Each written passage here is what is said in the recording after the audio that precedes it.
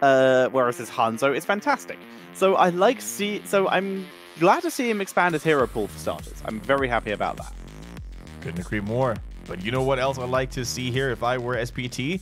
Dragonshire making it through our first Dragonshire game of the day, guys, on the first day of HGC China. And if you are new to HGC China, or if you weren't able to catch a lot of the SPT games, then you will know, or you won't know, that SPT is pretty good on Dragonshire. They were undefeated for the most part of 2017 on this battleground, and they dropped very few maps in 2018 up to this point on this battleground as well. So a lot of the other Chinese teams, they sometimes opt to ban it against them. A-Team didn't, and immediately pay the price. So here's the question. Is my prediction correct that Whitemane will now get banned? Let's find out. Not by SPT, I believe. Was it really a problem? They might. Not really, but they might still consider, no, don't want to deal with it. Let's find out. Phoenix. Go on, prove me right. Let me have this one.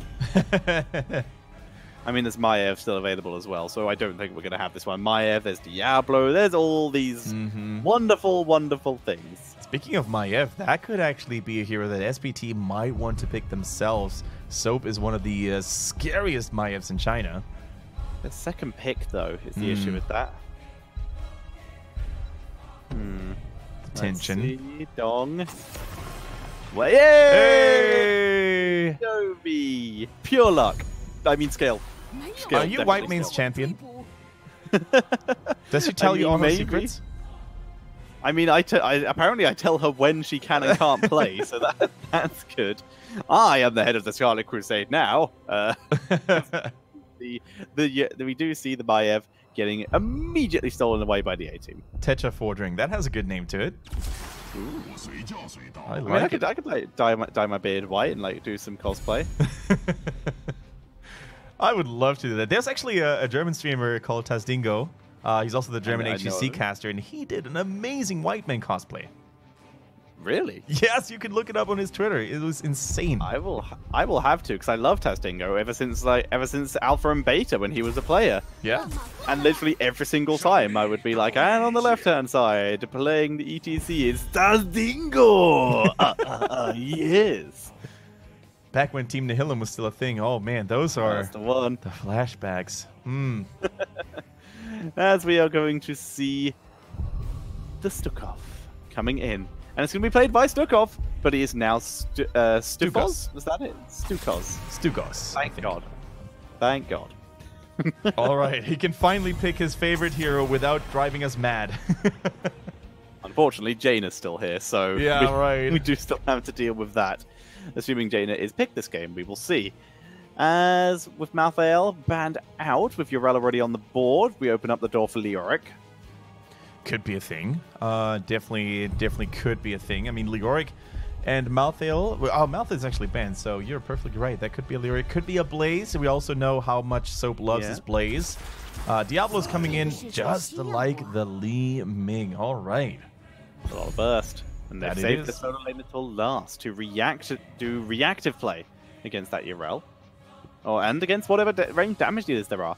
You can pick something a little bit more bursty, a little bit more divey.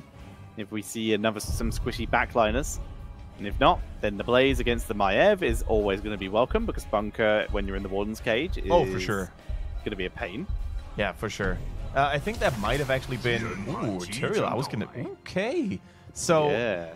Looks like there aren't really that many, follow-ups for Warden's Cage. However, there is a sanctification value play here. Yeah. So when the Warden's Cage goes down from the Maev, the follow-up can actually be uninterruptible if the sanctification ends up going well. And even then, when sanctification decides to be ignored, I think I can see the judgment work here. Decker Kane doesn't have any cleanses. We've seen it in China. There's Blaze. I would like to think it's Sank, because it's not about Sank empowering the Warden's Cage, it's actually the other way around. Because the biggest counter to Sanctification is the very high skill ability of right-clicking in the opposite direction to your opponent and walking away. Warden's Cage prevents that. It's the same thing with It's the same thing with Bloodlust, which is why we used to see SPT run that particular combo. For sure. I definitely think Sanctification is the more likely outcome here. Especially if you take a look at the enemy team's heroes, right? You have a Diablo, Sanctification is great against both Lightning Breath and Apocalypse, so you basically make sure that Diablo not only is going to deal no damage onto your teammates, but also he will probably stay frozen in place still for the duration of the channel time, right? So he becomes an easy target for you to burst down. So yeah, I like what A-Team brought to the table here, but I also like their draft last time with the white main, so that doesn't necessarily have to say a lot of things. SPT, if they execute the heroes again like they did last game, I just consider them to be unstoppable, to be honest. Yeah, I also actually personally feel a little bit better about SPT's team than I did roster lineup. Lineup. That's the one. Draft. There we go. That's the word I was looking for. Thanks, brain. I feel a lot of better about their draft than I did last time. Yeah. So I'm not feeling good for the A-Team here. But many people have counted out the A-Team, especially during the playoffs last time, and they proved us all wrong. And, you know, also SPT last season, they had many 1-1s, many unexpected 1-1s. So let's see if they can actually maintain their focus, maintain that momentum, and bring this home 2-0 with their lineup, which we're going to introduce to you once again with Lucky, Melody C, Misaka, Soap, and ZZH. And on the right, it is Jaina, Olele, Stugos, Yitzkup, and Bruiser. Together they form the band known as the A-Team.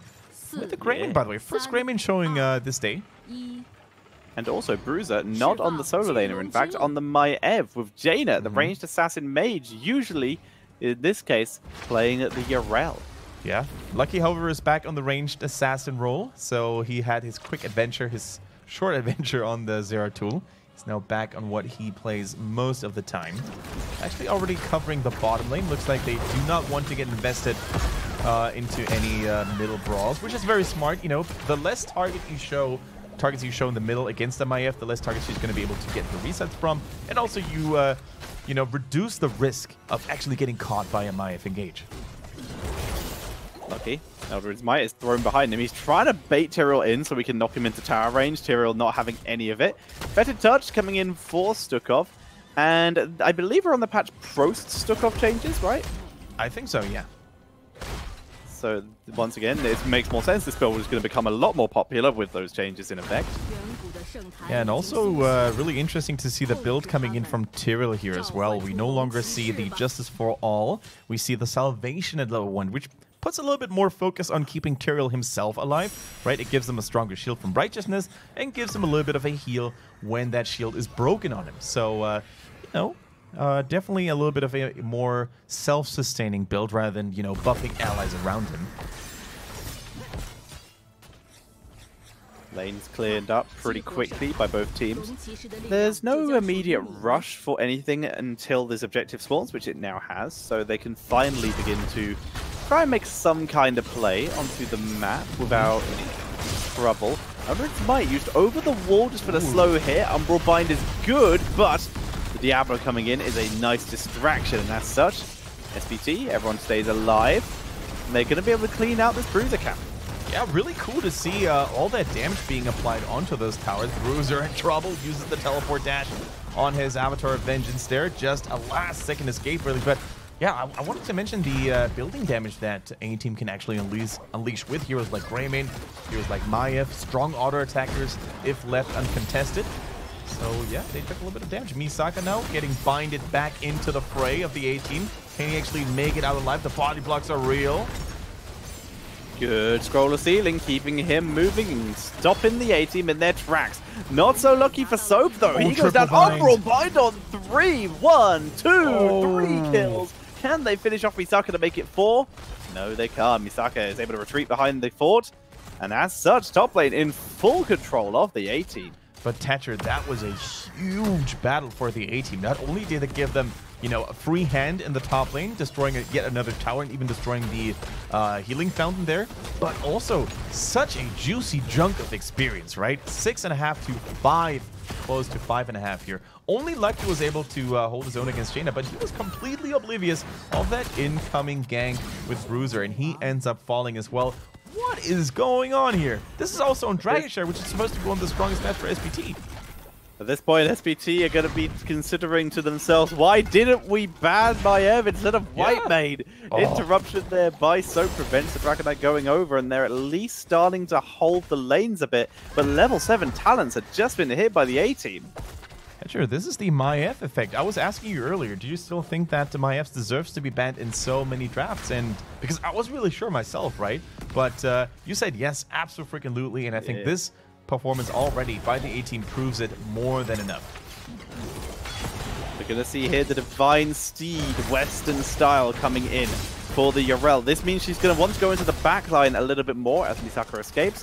When you go to this build, you want to go into the backline and chase a little bit more. When you go to the other one, you're very much going to be jumping on your own team more to give that consistent 35 armor. So you can tell a lot about the playstyle of Yrel by this level 7 talent. Very good point you make there. So, no level 7 yet. On the side of SPT, they get binded again. They get the resets on Maiev as well. CCH is in a lot of trouble. The support ends up falling. And I think without the healing provided by Decker Kane, Misaka will be the next target. He heals himself with the flames, keeps himself alive for a little bit there. But the inevitable cannot be prevented up to this point. Yeeskook able to survive even after all of that pressure. Jada would love to be able to try and capture this Dragon Knight, but Blaze is being a pain. Yeah. One more interrupt. Maiev decides to fight Blaze, and in the meantime, Jaina will get this channel, and the Dragon Knight, first one of the game, goes over to the A-Team. Still good effort, though. Still good effort by Soap on that Blaze. You know, buying himself a little bit more time, also manages to stay alive himself. If he had fallen there, that would have been a nightmare. Because then that would have... Oh, those flames look cool in Diablo. Yeah. But, yeah, that would have been a nightmare. They wouldn't have had Blaze to defend. They wouldn't have had Blaze to keep up the split soaking, which he's doing right now in the top lane. But even with Blaze staying alive, look at all the value from the A-Team. They demolish tower line after tower line. They skyrocket ahead in experience. And I wouldn't really say that SPT has a late game comp, right? They definitely have those heroes that can make plays early on. Level 10 is still where stuff should be happening, though. You're against a Maiev and a Tyrael and a Greymane, heroes who can just dive you so quickly in the early game, even pre-heroics. So it makes a lot of sense that they did die. It's unfortunate and is misplays when they lost 3 people up in top lane. That was absolutely should not have happened. But overall, they're not out the game yet. 2 levels behind is a surmountable deficit for them. They can very much grab some XP as quick as possible, and then once they have their own level 10s, the Warden's Cage is not going to get much value, and that's where the A-Team are likely going to try and shift their attention. So SPT should be able to play around the level 10s at least a little bit better, but it's all going to be about that Sank, because it doesn't matter how good a counter you have if it's completely denied by Unstoppable and Untouchable. I think what's really good for SPT as well is that the fact that A-Team doesn't have a global. I feel like if they had a Dehaka, for example, or a Falstad, with that much of a level lead, they could have just played this out of Dragonshire so cleanly and so annoyingly for SPT. But without having a global, really, you can try to go for those surprise catches. You know, you see a 4-man unit, you engage in a 5 versus 4, you see that isolated target, you go for it because you don't have to worry about someone coming out of nowhere. So pokes Jaina. He's not gone for Crossfire this time. Instead, it's the Incinerator Gauntlets for a little bit of wave clear and camp capture capabilities. Diablo, he's done on Souls. Pretty late in the game this time, but he has also been dead, or at least zoned away from the minion wave once. Yeah, you can basically compare, you know, the current records in China of how quick some of the other players were, and you can see that a fully stacked Diablo was already acquired 4 minutes something into the game. Whereas now for SPT, Misaka only getting full stacks at 7 minutes and 20. That is a pretty hefty difference, but it really shows you how well the A-Team had been playing up to this point. And as we said in the draft, right, this is where they really turn it on as well. The Warden's Cage and Sanctification, so many wonderful team-fighting tools now available for the red team. Certainly how they're going to try. It's SPT trying to zone away, making the most of those Incinerator Gauntlets, cleaning out the lane a little bit so that they can try and save this fort. But with the A-Team moving in, once again they have all these heroics, they move in, Umbral Bind, there's the Sanctification, but the bunker is pretty effective. Sank expires, can they turn it around? No, reset for Maiev, and that is just absolute domination by the A-Team. That Sank was gorgeous. The bunker was a great counter, but it was right up against the wall. They couldn't use the bunker. We're going to see it again. Look where the bunker is placed here. It's right up against the wall, meaning that they can't use it to escape the Warden's Cage, meaning it's a perfect setup for a quick body block, and then all the Maiev resets. Nice kills by the A-Team. Yeah, and I really think you hit the nail on the head here, Tetra, but guess what also a bunker does to you? It causes you to clump up when it gets destroyed, right? You're all in the same location, and that means it's going to be resets galore for Maiev. So this one pick up to this point is absolutely crushing SPT, and this is their home turf. They're playing, you know, standard heroes, comfortable picks with Melody C on Li Ming, Lucky on Raynor. This is just unheard of for someone like the A-Team to dominate SPT the way they're doing it right now. Quick nap time. Bunker dropped very early. Blaze might be in trouble. He has to pull it back. It's going to be Deckard Cain dropping down. No support for the A-Team. And that's going to be the first keep for SPT, sorry. That is going to be a keep for the A-Team. I think so too. I mean, what are you going to do when you're SPT? You don't have your support anymore. Your main tanks and your bruiser are basically chipped down to 60% health.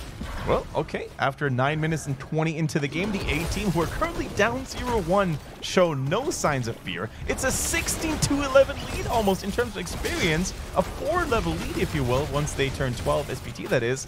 So they can do whatever they want to. They show no signs of fear, no signs of mercy, especially as they begin to move in, trying to pressure bot lane as much as they can. As down goes the towers. Minion wave not here yet. There is a siege giant camp above them. They can try and take to assist with this push. They can definitely try to do that. And guess what? All the heroic abilities are ready. So if SPT actually had the foolish idea of contesting this, which I really hope they're not going to do, in that choke point, there's nothing they can do. Even now, they can't even feel safe about themselves, right? All it takes is one good Maiev engage. They're going to be caught, and they're going to be destroyed yet again. Look at that. 2 talents ahead. It is 2 talents ahead. This could be problematic. Here comes Maiev. Quick swing every now and again. She has Warden's Cage back already, as is Sank. And looks like they're just going to pull back. They're comfortable with the amount of pressure they got. They drop the keep lower. That's all they really need. They can play a bit of the slower game here. Level 13's only just about to be hit for SPT. Yeah. They're just about to hit level 17. The longer this game goes on, the more chance they're going to have like a 3-level lead with level 20. As, Bruiser's gone a little bit too far there. Where's the sack? He gets interrupted. It's on the 10-second cooldown as we still see a massacre in the backline. That was a 5 versus 4 in favor of SPT, and they still lost the fight.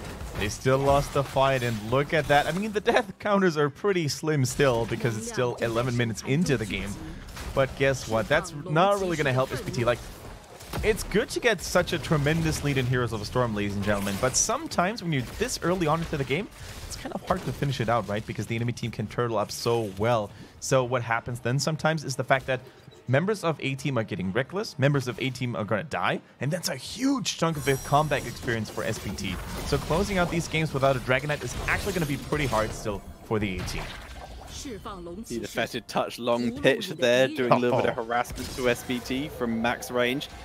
Bot Bruiser camp picked up by Bruiser, how appropriate. But this is just going to be another Dragon Knight. Yeah. Unless SPT can fight this, which looks like they were thinking about, but Misaka realizes, oh wait, this is a really bad idea. They're just going to let it go. Yep. Now they have to defend against a level 17 Dragon Knight. Yep. And guess what? There's an opening in the middle already, but they're not brute forcing it. They're playing it smart. They're trying to open up the map a little more. Look at that bottom keep. It's already sitting at 60% health roughly. So this should be easy peasy. They've got double mercenary pressure there as well. They've got Urel inside. Best target to pilot the Dragon Knight. It might even be a core. Might be. I mean, they just shredded that keep. They're beginning to move forward. Lightning Breath uses a zoning tool, really. Umbral Bind is used. Bunker. Diablo actually manages to get in the bunker, but still gets deleted. Soap is low as well. And the core is beginning to drop down. The Dragon Knight is dead. Soap survives here as the core begins to drop down. Lucky just stands his ground, but there's the stag. And now Lucky might fall, but it doesn't matter if he does or not because this core is doing what he might do. As down it goes, the A-Team take game number 2 and take a 1-1 versus SPT, securing the draw and securing a single point in the league. What a weird series!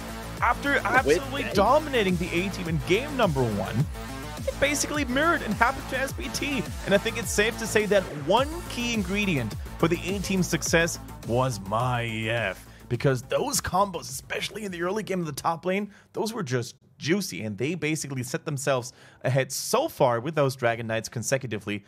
Yeah. When do you have a 4-level lead against SPT, the reigning Chinese